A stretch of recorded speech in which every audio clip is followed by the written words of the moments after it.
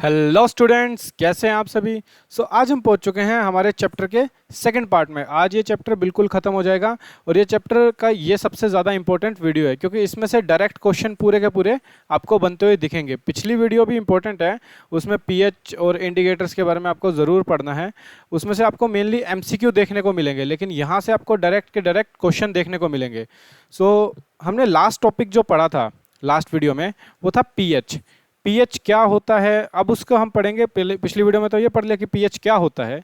अब की बारी हम वीडियो में पढ़ेंगे कि इसकी इंपॉर्टेंस क्या है। ठीक है, हमने क्यों इनको कैटेगरीज में बांटा एसिड और बेस को, कि भाई ये 6 नंबर का वीक हुआ, 8 नंबर का भी वीक बेस हुआ, ये 6 नंबर का वीक एसिड हुआ, वगैरह वगैरह। ये सब हमने क्यों इनकी कलर कोडिंग करी, क्यों इनकी हमने स्ट्रेंथ जानी। ठीक है, तो इस वीडियो में हम वो जानेंगे। तो हमारा एक सेकेंड, हमारा आज सबसे पहला टॉपिक यही है कि पीएच हमारी डेली लाइफ में कैसे काम करता है। देखो, हर कोई जो ये केमिकल्स हैं, ठीक है, चाहे वो एसिड हो चाहे वो बेस हो, ठीक है, ये हमारी बॉडी में होते हैं किसी ना किसी तरीके से। हमारी बॉडी में कोई ना कोई रोल निभा रहे हैं। जैसे एसिड होता है हमारी बॉडी में, HCl होता है स्टमक में, ठीक है, उसका काम आपने अभी 5th चैप्टर में 6th चैप्टर में पढ़ा था। ब्लड जो होता है वो बेसिक करेक्टर का होता है, उसका जो पीएच होता है वो 8.2 के आसपास होता है, समथिंग इस अराउंड होता है, 7.8 से 8.2 के आसपास होता है। तो हर एक का एक रोल है, ठीक है। इनका ये ऐसे क्यों है ये इस बारे में पढ़ेंगे।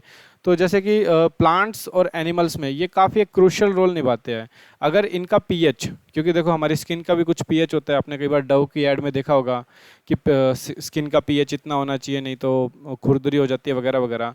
ठीक है, ये हमारी डेली लाइफ में एक इंपॉर्टेंट रोल निभाते हैं। अगर पीएच ऊपर नीचे हो जाए तो हमारे हॉर्मोन्स, हमारे एंजाइम्स भी ढंग से वर्क नहीं करेंगे, और अगर वो ढंग से वर्क नहीं करेंगे तो हमारे लाइफ के जो मेन प्रोसेसेस हैं, जैसे कि हमने लाइफ प्रोसेस पूरा चैप्टर पढ़ा था, वो ढंग से काम नहीं करेगा, डाइजेशन वगैरह ढंग से नहीं होगी, जिसकी वजह से हमें आगे काफ़ी सारी प्रॉब्लम्स हो सकती हैं। जैसे जस्ट फॉर एग्जांपल मैं आपको बता रहा हूँ कि आपने कई बार देखा होगा कि जो बॉडी बिल्डर्स होते हैं वो क्या करते हैं, अपनी बॉडी में ज़्यादा कट दिखाने के लिए जो आपका सॉल्ट होता है ना, कॉमन सॉल्ट, नमक, नमक लेना बंद कर देते हैं, जिसकी वजह से उनको क्या होता है, उनकी बॉडी में कट तो दिखते हैं लेकिन एक कमी भी हो जाती है, जिसकी वजह से कई बार डिहाइड्रेशन बहुत ज़्यादा होने लग जाता है उन्हें। डिहाइड्रेशन होने की वजह से कई बार कई बॉडी बिल्डर्स अपने शो के टाइम पे, मतलब इवन जब वो बॉडी दिखा रहे थे, उनका जब वो शो चल रहा था, तब बेहोश होके उनको मतलब कोलैप्स होके गिर गए। तो हमारी बॉडी में इनकी ज़रूरत तो होती है एसिड और बेस की, और किस अमाउंट में चाहिए उनका, किस क्वांटिटी में चाहिए उनका पीएच बहुत मायने रखता है।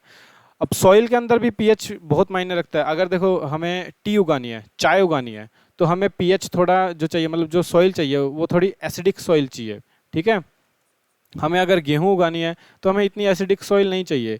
तो क्या होता है, आपने देखा भी होगा, अगर आपके कोई फैमिली में फार्मर हैं, तो अब सरकार भी तो कहती है कि ना, आप जाके सरकारी लैब्स में जाके अपने जो सॉइल है उसका पीएच जांचवाओ, ठीक है, ताकि अगर वो पीएच सूटेबल नहीं है तो आप वहाँ पे वो काम ना करें, वो फसल ना उगाएं, नहीं तो अल्टीमेटली आपको अच्छी ग्रोथ नहीं मिलेगी, आपको लॉस ही होगा। तो फार्मर्स के लिए ये इसलिए इम्पोर्टेंट है। डाइजेस्टिव सिस्टम में मैंने आपको बताया कि जो आपके स्टमक में HCl होता है उसका पीएच 1 से 2 के बीच में रहना चाहिए। वो इट्स गुड, 1 से 2 के बीच में इट्स गुड। अगर वो कम होता जा रहा है, 3 4 हो रहा है, तो आपका वो खाना ढंग से डाइजेस्ट नहीं कर पाएगा, ठीक है। अगर ये ज़्यादा एसिडिक नहीं होगा तो पेप्सिनोजन पेप्सिन में कन्वर्ट नहीं होएगा, हैं, और आपका प्रोटीन ढंग से डाइजेस्ट नहीं हो पाएगा, वगैरह वगैरह, ये सब चीज़ होएगी। इसलिए अगर अपने पेट का पीएच सही रखना है तो कम से कम कोल्ड ड्रिंक पिया करो। ओके। अब दांत, दांत कहते हैं ना, दांत में कीड़ा लग गया, दांत में कुछ कीड़ा नहीं लगता है। देखो दांत क्या है, मेटल है, ठीक है।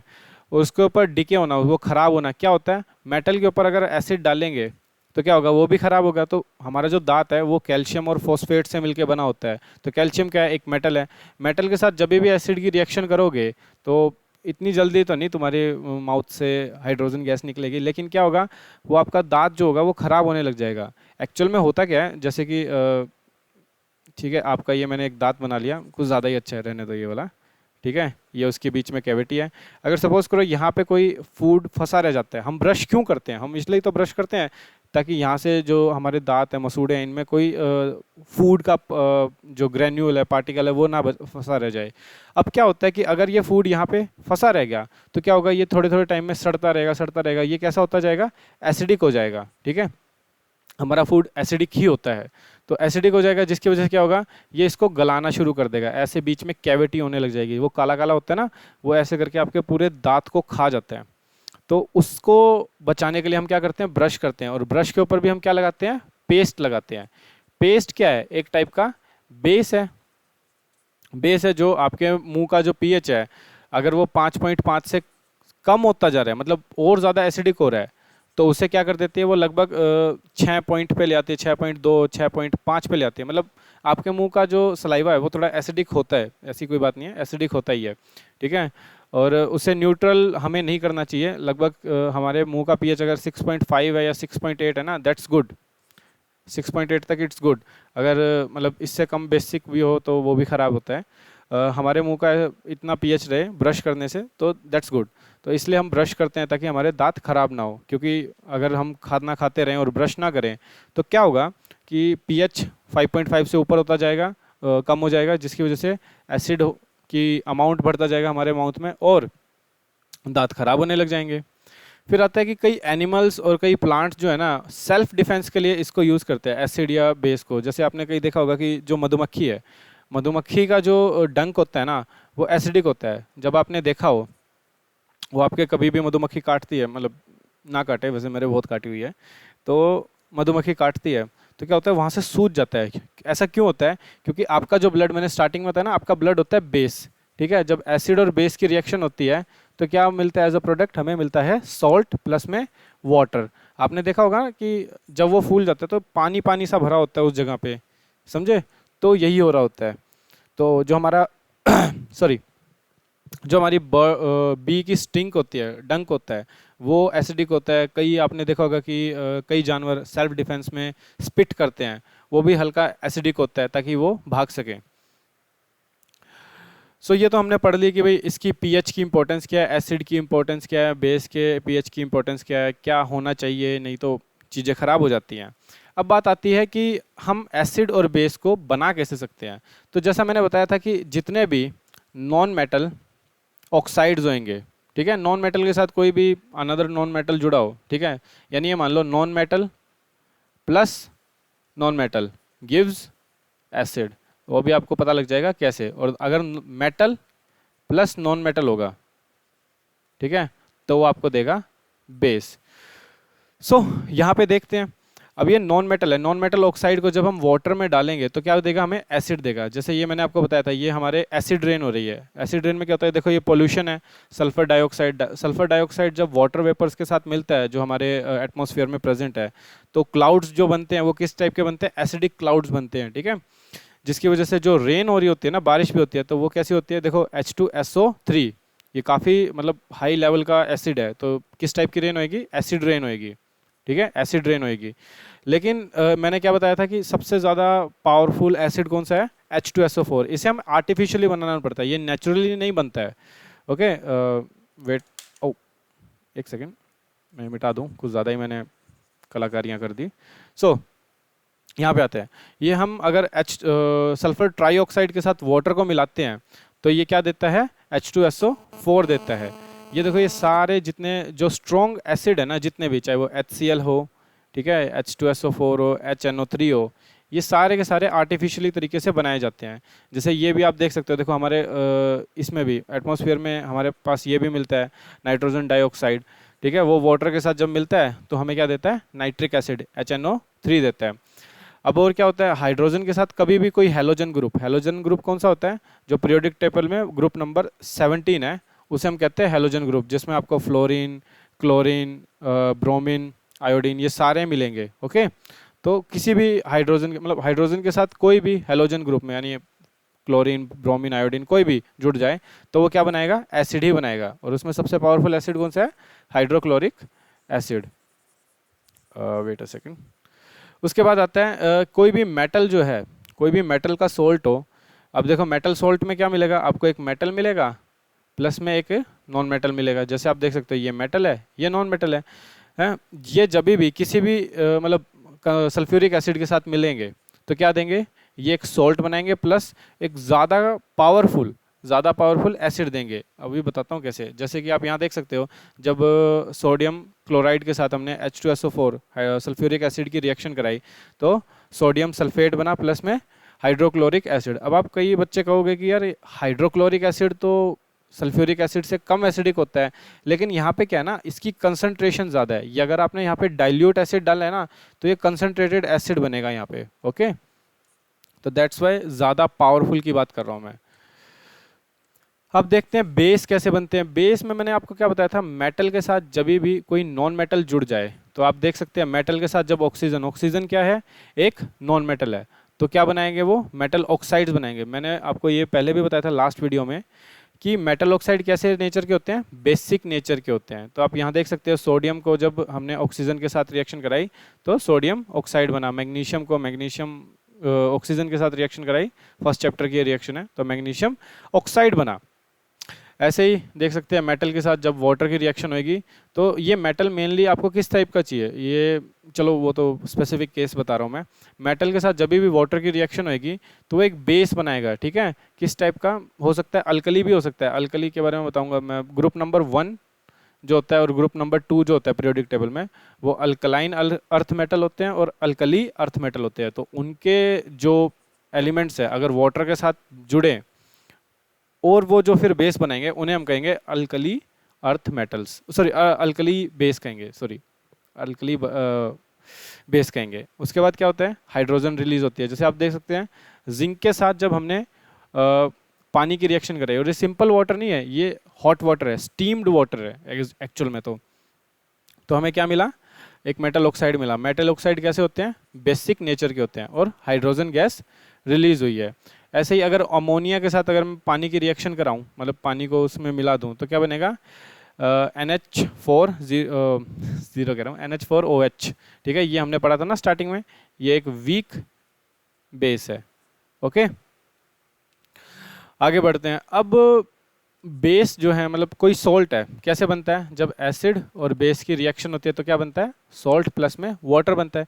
अब ये वैसे मैं बता चुका हूँ कि किस टाइप का सॉल्ट बनेगा। अगर हम स्ट्रॉन्ग एसिड और स्ट्रॉन्ग बेस की रिएक्शन कराते हैं, जो हमारा सॉल्ट बनेगा वो न्यूट्रल होगा, यानी उसका पीएच क्या होगा, 7 होएगा। अगर हम वीक एसिड और स्ट्रॉन्ग बेस की रिएक्शन कराते हैं तो हमारा जो सॉल्ट बनेगा वो बेसिक नेचर का होगा, यानी उसका पीएच कैसा होगा, 8 हो सकता है, 9 हो सकता है, 10 हो सकता है, यानी 7 से बड़ा होगा। ओके, अगर हमारा जो सॉल्ट है वो किसकी रिएक्शन से बन रहा है, स्ट्रॉन्ग एसिड और वीक बेस की रिएक्शन से बन रहा है, तो वो कैसा होगा, एसिडिक नेचर का होगा, यानी उसका पीएच कैसा हो सकता है, 1 2 3 4 समथिंग ऐसे होएगा, यानी 7 से कम होएगा।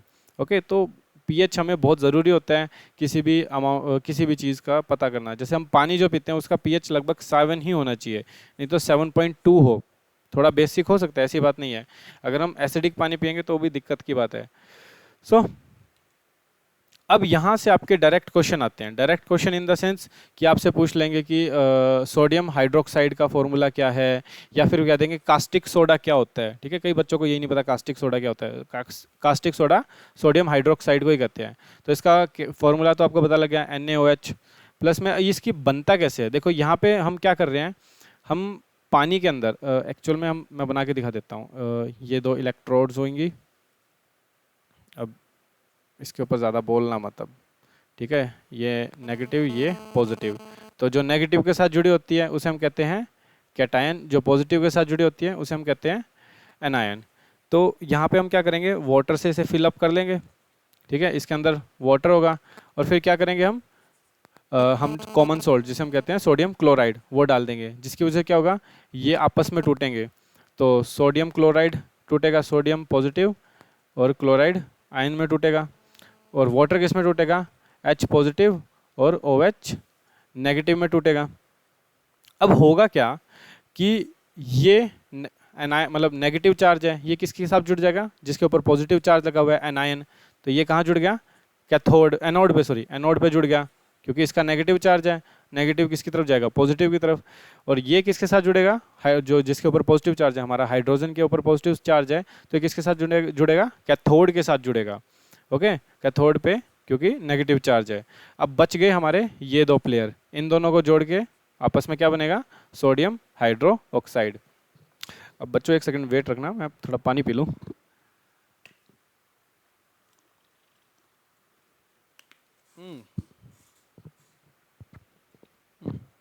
लगातार बोलने से भी कई बार मुंह में पानी की कमी हो जाती है, थोड़ा मुंह एसिडिक हो जाता है, लैक्टिक एसिड बनने लग जाता है। ये भी आपको आज जानने को मिलेगा। ओके, तो इस प्रोसेस को हम कहते हैं, क्या कहते हैं, इस प्रोसेस का नाम है chloro alkali process, sorry chloro alkali process. ठीक है, ये डायरेक्टली आपके एमसीक्यू में आ सकता है, ये आ सकता है, ये भी डायरेक्टली पूछा जा सकता है। ठीक है, इसका नाम पूछा जा सकता है, डायरेक्टली पूछा जा सकता है। ओके, अब इसका काम क्या है, ठीक है, इसका काम मतलब इसका मेनली फंक्शन तो यही होगा कि इससे हमें सोडियम के प्रोडक्ट बनाने को मिल जाएंगे। ठीक है, अगर इसके यूजेस आ जाए ना, तो आपको सीधा आंसर में देना है कि इसके एक ही यूज़ है कि सोडियम के जितने प्रोडक्ट है आप इससे बना सकते हैं। जैसे बहुत सारे हो गए यार, बहुत सारे, जैसे बेकिंग सोडा हो गया ये, ठीक है, और सर्फ हो गया, मतलब वॉशिंग सोडा हो गया, ये सारे के सारे में आपको सोडियम तो चाहिए, तो आपको अगर ये बना लिया तो आप सोडियम के कोई भी कंपाउंड बना सकते हैं। सो आगे बढ़ते हैं, ब्लीचिंग पाउडर क्या होता है। ब्लीचिंग पाउडर के बारे में आपने बहुत बार सुना होगा। ब्लीचिंग पाउडर का फॉर्मूला आपको कई बुक्स में ये मिलेगा, वैसे सही तो ये फॉर्मूला है, लेकिन आपको याद करने के लिए आप कह सकते हो CaCO2, ये होता है इसका फॉर्मूला। और इसको बनाने की मतलब कैसे बनाया जाता है, एक सेकेंड, तो इसे बनाया जाता है, देखो लाइम वाटर हमने क्या पढ़ा था, CaOH ट्वाइस। CaOH ट्वाइस के साथ अगर हम क्लोरीन को मिला दें, क्लोरीन गैस के साथ इसे डिफ्यूज़ कर दें, इसमें डिफ्यूज़ कर दें, तो क्या बनेगा हमारा ब्लीचिंग पाउडर, CaOCl2 बनेगा और वाटर बनेगा। अब इसका यूज़ क्या है, देखो इसके ऊपर सीधा क्वेश्चन आ जाता है कि इसके यूजेस क्या है। देखो यूजेस क्या है कि भाई देखो, ये टेक्सटाइल इंडस्ट्री में काम आता है। देखो जो कपड़े होते हैं उनके ऊपर कोई रंग वगैरह हो तो उसको हटाने के काम आता है ये, ठीक है, टेक्सटाइल इंडस्ट्री में। प्लस ये काफ़ी अच्छा ऑक्सीडाइजिंग एजेंट है, तो जो काफ़ी सारी केमिकल इंडस्ट्रीज़ हैं, जो फार्मास्यूटिकल इंडस्ट्रीज़ है, वहाँ पे ये काम आता है। प्लस पानी में आपने देखा होगा ना कि आप स्विमिंग पूल वगैरह में जाते हैं तो वो क्लोरीन डालते हैं। वो क्लोरीन कैसे डालता है, जैसे ही ये पानी के साथ मतलब पानी में डाला जाता है ब्लीचिंग पाउडर को, तो वो क्लोरीन रिलीज़ कर देता है अपने आप में से, ठीक है। और क्लोरीन रिलीज़ करने की वजह से क्या होता है, chlorine is harmful for the bacteria and virus both, ठीक है। तो ये क्या करते हैं, ये अब मैं सरफेस केमिस्ट्री तो पढ़ाने वाला नहीं हूँ अभी, तो सीधा मान लो इसके सरफेस पे चिपकने के बाद क्या होता है, उनका जो जेनेटिक मटेरियल है, जैसे ये एक बैक्टीरिया है, ये हमारा क्लोरीन का मॉलिक्यूल है, इसके ऊपर चिपक गया। चिपकने के बाद इसका जो अंदर जेनेटिक मटेरियल है ना, जो इसका DNA वगैरह, वो इसको अपने अंदर एब्जॉर्ब कर लेता है। कौन कर लेता है, क्लोरीन। अब जिसकी वजह से क्या होता है कि अब देखो जेनेटिक मटेरियल बचा नहीं तो सेल जिंदा रह ही नहीं सकता, तो ऐसे करके ये जर्म्स को किल कर देता है। तो अब इसके पीछे का इतना ही, मैं ज़्यादा बताने वाला नहीं है, +2 का टॉपिक है। तो आप इसके ज़रूर सीधा यूजेस पूछ लेते हैं, इसको याद रखना, MCQ में आ जाते हैं कि इनमें से कौन सा सही है या कौन सा गलत है। ओके, यहाँ पे डायरेक्ट क्वेश्चन बनते हैं, काफ़ी इंपॉर्टेंट है, आता ही आता है। अब आता है बेकिंग सोडा। एक सेकेंड, अब हरा पेन लेते हैं, हरा है ना, हाँ, बेकिंग सोडा, ये तो मज़ेदार है। सो बेकिंग सोडा क्या होता है, बेकिंग सोडा का फॉर्मूला होता है सोडियम हाइड्रोजन कार्बोनेट। इसका फॉर्मूला आप ये देख सकते हैं, NaHCO3, और ये आपको मैंने बताया था, ये आगे एक एसिड के साथ रिएक्शन होती है, तो वो भी बताऊंगा अभी। इस प्रोसेस को, इसके बनाने को प्रोसेस को क्या कहते हैं हम, सोल्वे प्रोसेस कहते हैं। इसमें क्या होता है, सबसे पहले तो हमें क्या चाहिए, हमें चाहिए कार्बन डाइऑक्साइड चाहिए ताकि ये बना सकें CO3। तो उसके लिए हम क्या करते हैं, हम फर्स्ट चैप्टर की रिएक्शन याद करो, चैप्टर फर्स्ट की, कैल्शियम कार्बोनेट को हमने हीटअप किया, यहाँ पे हीट आना था, हीटअप किया तो क्या बना, कैल्शियम ऑक्साइड प्लस में कैल्शियम कार्बन डाइऑक्साइड बना। अब इस कार्बन डाइऑक्साइड को हम किससे पास करते हैं, सोडियम क्लोराइड और अमोनिया से। सोडियम क्लोराइड और अमोनिया से पास करने के बाद हमें क्या मिलता है, सोडियम हाइड्रोजन कार्बोनेट। और ये तो हमारा एज अ बाई प्रोडक्ट है, इसे हमारी यूज़ नहीं है। तो इसके यूजेस क्या है हमारे लिए, सोडियम हाइड्रोजन कार्बोनेट के यूजेस क्या है, देखो ये बेकरी में यूज़ होता है, बेकिंग पाउडर बनाना है तो इसी से बनेगा बेकिंग पाउडर बेकिंग सोडा से बनेगा। और पूरी बेकरी इंडस्ट्री में इसका बहुत यूज़ होता है कि चीज़ों को फ्लफ़ी बनाना, आपका जो बेकरी आइटम्स हैं उन्हें फ्लफ़ी बनाना, केक को फ्लफ़ी बनाने में वगैरह वगैरह, बिस्किट क्रंची होए, वो इन सब में इसी की वजह से होते हैं। प्लस क्या होता है, ये हमारे पेट में कई बार होता है ना, पेट में ज़्यादा एसिडिटी होने लग जाती है, मैंने 6 चैप्टर में बताया था आपको।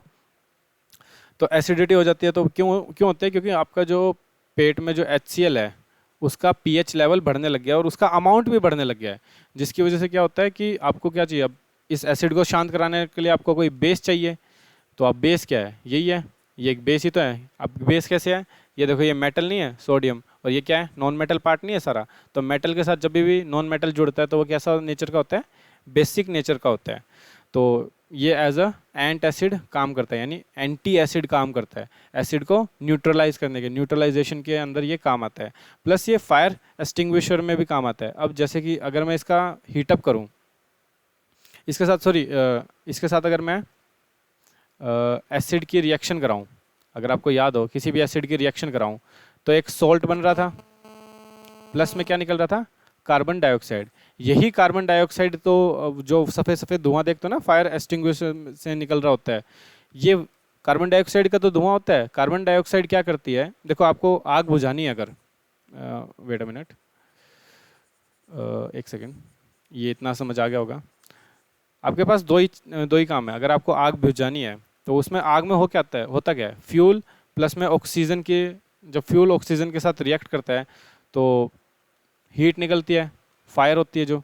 या तो आपके पास इस रिएक्शन को रोकने का तरीका है, या तो आप किसी तरीके से आप एक सेकेंड, किसी तरीके से आप हीट को ख़त्म कर दो, कैसे भी करके, ठीक है। वो करने के लिए आपको कैसे करना पड़ेगा, या तो फ्यूल ख़त्म कर दो, अगर सपोज करो फ्यूल ही ख़त्म हो जाए तो हीट तो आगे बनेगी नहीं, फायर बनेगी नहीं, या फिर ऑक्सीजन की सप्लाई कट कर दो। अब फ्यूल को ख़त्म करना थोड़ा मुश्किल होता है, तो इसलिए हम क्या करते हैं, अगर इसके चारों तरफ हम कार्बन डाइऑक्साइड का धुआं बना दें तो ऑक्सीजन इसके साथ रिएक्शन कर नहीं पाएगा। तो यहाँ यही तो होता है, जब भी सोडियम हाइड्रोजन कार्बोनेट किसी भी एसिड के साथ रिएक्ट करता है, आप पिछली वीडियो में देख लेना, तो क्या बनाता है, सॉल्ट प्लस में कार्बन डाइऑक्साइड प्लस में वाटर, ठीक है। वाटर के तो मॉलिक्यूल्स होते हैं, स्मॉल पार्टिकल्स होते हैं, इतने काम के नहीं। मेनली क्या बनता है, कार्बन डाइऑक्साइड। ये कार्बन डाइऑक्साइड का काम क्या होता है कि ये जो फ्यूल के साथ चिपक के ऑक्सीजन की सप्लाई को कट डाउन कर देता है, जिसकी वजह से आगे वो बर्न नहीं कर पाता है। तो ये ऐसे फायर एक्सटिंग्विशर में काम करता है। तो काफ़ी ज़्यादा एक्सप्लेन हो गया, यहाँ पे आगे चलते हैं। So washing soda, washing powder Nirma कैसे बनेगा, washing powder okay, sodium hydrogen carbonate से ही बनता है ये। ओ इसका गलत है ये, सॉरी ये गलत है, ये यहाँ शायद नहीं आएगा, यहाँ ये गलत है। इसका फॉर्मूला ये रहा, ठीक है, sodium carbonate hydrate anhydride, sorry sodium carbonate anhydride. Anhydride के बारे में भी अभी बताऊंगा। अब क्या कर रहे हैं हम कि जब हम सोडियम कार्बोनेट को हीट कर रहे हैं तो बेकिंग सोडा मिल रहा है हमें, ठीक है। बेकिंग सोडा को जब हम रिक्रिस्टलाइजेशन कर रहे हैं, यानी हम इसी की हीटअप करने के बाद रिक्रिस्टलाइजेशन कर रहे हैं, वाटर के साथ जोड़ रहे हैं, ठीक है। क्रिस्टलाइजेशन कैसे होती है, जब ये वाटर के साथ जुड़ता है और क्रिस्टल फॉर्म में सॉलिड बन जाता है। यहाँ पे तो एज अ पाउडर्ड फॉर्म है, ठीक है, एक सेकेंड, पाउडर्ड फॉर्म है। यहाँ पे जैसे ही वाटर के साथ रिएक्शन करेगा ये, तो क्या होगा, इसके ना आपको छोटे छोटे ग्रैन्यूल्स, क्रिस्टल टाइप के ग्रैन्यूल्स मिलेंगे, ठीक है, उसे हम क्रिस्टलाइजेशन कहते हैं। और वो क्रिस्टल किस लिए बने होते हैं, क्योंकि इसके साथ वाटर एज अ रिएक्शन नहीं करा हुआ इसने, जस्ट क्या होता है वो भी चलो +2 का टॉपिक है, इसमें बता दूं। बस ये याद रखना, जिस भी चीज़ के साथ जिस भी कंपाउंड के साथ डॉट लगा के H2O हो, तो यानी वो क्रिस्टल फॉर्म में है, समझे, क्रिस्टल्स के फॉर्म में है। वो क्रिस्टल किसके हैं, वाटर के क्रिस्टल के अंदर एक टाइप से मान लो आपका ये जो मॉलिक्यूल है सोडियम कार्बोनेट, वो ट्रैप्ड आउट है, ठीक है, ट्रैप्ड है। अब इसके यूजेस क्या है, सबसे पहला देखो, वॉशिंग पाउडर है तो वॉशिंग सोडा है तो वॉशिंग पाउडर बनाने के काम आएगा सबसे पहले। तो जैसे ये ग्लास इंडस्ट्री में काम आता है, सोप इंडस्ट्री में काम आता है। ग्लास इंडस्ट्री में आपको पता लगेगा क्रिस्टल है तो काम आएगा ही आएगा। सोप इंडस्ट्री में आएगा, पेपर इंडस्ट्री में चीज़ों को साफ रखने के लिए काम आएगा। पेपर से जो रंग है, कई बार कलर्ड पेपर देखा होगा ना, रद्दी वाला कलर्ड पेपर ले जाता है तो उसमें से कलर निकल जाए, उसके काम आएगा ये। प्लस में क्या होता है, अब देखो जिस भी कंपाउंड में सोडियम साथ में जुड़ा हुआ है तो उससे हम सारे सोडियम के कंपाउंड बना सकते हैं, तो इसलिए हो गया। ये चीज़ों को साफ करने के काम आता है। वॉशिंग पाउडर है तो यार काम, सोडा है तो काम वही आएगा, चीज़ें साफ करने के काम आएगा। डोमेस्टिकली काम आएगा। प्लस ये हम चौथे चैप्टर में पढ़ेंगे, जो हमारा कार्बन वाला चैप्टर है, कि ये वाटर की हार्डनेस को ख़त्म करता है। ठीक है, अब दो टाइप की हार्डनेस होती है, परमानेंट और टेम्परेरी। तो ये जो परमानेंट हार्डनेस होती है ना वाटर की, उसको ये मिटाने में, क्लीन करने में, रिमूव करने में काम आता है। अब क्रिस्टल के ऊपर थोड़ा हम बात कर लेते हैं, सॉल्ट्स के क्रिस्टल कैसे बनते हैं। अब जैसे कोई भी सॉल्ट है, ठीक है, अगर वो वाटर के साथ, वाटर के छोटे छोटे मॉलिक्यूल्स के साथ रिएक्ट कर ले, तो क्या होगा, एक टाइप से मान लो ये वाटर मॉलिक्यूल है, ये वाटर मॉलिक्यूल है, ये और ये, इनके अंदर ये ऐसे बॉन्ड है इनका। अगर ये जो हमारा सॉल्ट है इसके साथ रिएक्शन करेगा तो एक्चुअल में इन कंपाउंड्स के साथ नहीं जुड़ेगा, ये इन कंपाउंड के बीच में जो वेकेंट एरिया है ना, वहाँ पे जाके जुड़ जाएगा। तो एक एक टाइप से आप ये कह लो वर्चुअल बॉन्ड बना रहा है, रियल बॉन्ड नहीं बना रहा, वर्चुअल बॉन्ड बना रहा है, जिसकी वजह से किस फॉर्म का हो जाता है, क्रिस्टल फॉर्म का हो जाता है। तो that's why it is called crystalline. पीछे से तू दिखेगा, चिंता ना कर। हाँ, आगे चलते हैं। तो plaster of Paris last topic है बच्चों, थोड़ा बोर अब कम हो, लास्ट टॉपिक है। तो प्लास्टर ऑफ पेरिस क्या होता है, जो तुम्हारे घर में, घरों में भी आपने देखा होगा ना, छतों पे लगा होता है plaster of Paris. Plaster of Paris, तो इसमें क्या होता है, ये बनता है जिप्सम में। जिप्सम आपको ना बहुत जगहों में मिलेगा, ठीक है, आपकी सॉइल में भी मिल जाएगा, रॉक्स के अंदर मिलता है, सीमेंट के अंदर भी आपके जिप्सम मिलता है। तो जिप्सम का फॉर्मूला क्या होता है, calcium sulphate hydrated. Hydrated calcium sulphate को ही हम क्या कहते हैं, जिप्सम कहते हैं। अब इसमें क्या है, कुछ नहीं, इसको हीटअप कर दो। जैसे इसके, अब ये क्या मैंने क्या बताया था कि सपोज करो इसके बीच में ये जुड़ा हुआ है, ये वाटर मॉलिक्यूल्स के बीच में ये जुड़ा हुआ है। अब क्या होगा, कुछ वाटर मॉलिक्यूल्स हीट करने की वजह से उड़ जाएंगे, ठीक है, वेपर्स की फॉर्म में उड़ जाएंगे, जो बच जाएंगे इससे ये बनेगा पीओपी। समझे, यानी कुछ नहीं है, जिप्सम को अगर आप हीट करोगे, यानी CaCSO4.2H2O को हीट करोगे, तो ये क्या बनेगा, CaSO4 डॉट हाफ H2O। ठीक है, हाफ H2O मतलब अबाउट 75% आपके जो वाटर मॉलिक्यूल्स हैं वो उड़ जाएंगे, इवेपोरेट हो जाएंगे। ठीक है, ऐसे। तो इसे हम कहते हैं प्लास्टर ऑफ पेरिस। ये क्या क्या काम आता है, ये मेनली काम आता है कि यार देखो, सीलिंग फ्रैक्चर्स, जिन बंदों के हाथ वगैरह, जिन्हें आतिशबाजी करने का शौक है, हाथ वगैरह टूट जाते हैं, तो उनके हाथ पे प्लस्तर बांधते हैं ना। तो प्लस्तर क्या है, वो यही तो है, प्लास्टर ऑफ पेरिस ही तो है। और क्या है, इससे ना पहले टॉयज़ वगैरह भी बनते थे और काफ़ी सारे काम होते थे, टॉयज़ बनते थे, डेकोरेशन पार्ट होते थे। आप देख सकते हो घरों की छतों पे इसे डेकोरेशन के तरीके से बनाया भी जाता है। ठीक है, सरफेस को स्मूथ करने के, आपने किसी का हाथ टूटा हो तो प्लीज़ उसके हाथ पे कलाकारी करके देखना, बड़ा मज़ा आएगा, बड़ा चिकना होता है, तो काफ़ी स्मूथ होता है। तो ये काम आता है प्लास्टर ऑफ पेरिस। तो देखो यार, आज की वीडियो काफ़ी मज़ेदार थी। प्लीज़ चैनल को सब्सक्राइब करना, अपने दोस्तों को भी बताना, ठीक है, लाइक करवाना, उनसे लाइक ज़रूर करवाना, खुद भी करना, उनसे भी करवाना, और कमेंट करना, अपने दोस्तों को बताना। And thank you for the listening and good night.